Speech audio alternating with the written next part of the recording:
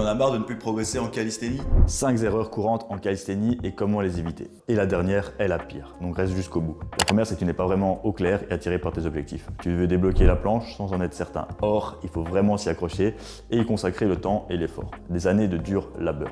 Ou alors tu te contentes de rester sur des basiques, traction, dips, pompes, alors que tu veux finalement viser une HSPU, un front lever.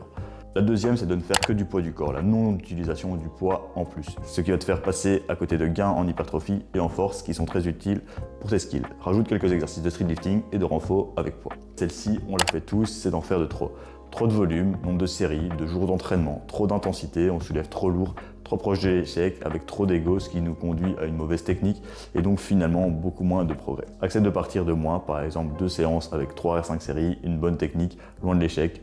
S'entraîner au hasard. Pas de programmation, pas de planification. Est-ce que tu avances sans plan, sans mesure, au feeling?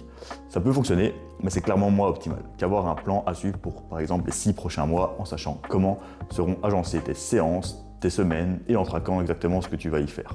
Celle-ci, attention, c'est la pire, c'est de ne pas me suivre. Donc commence à me suivre. Sinon, je rajouterais peut-être quand même être patient car même en faisant tout bien, ça peut prendre vraiment du temps. Mais si tu kiffes et que tu apprécies ça, c'est pas un problème.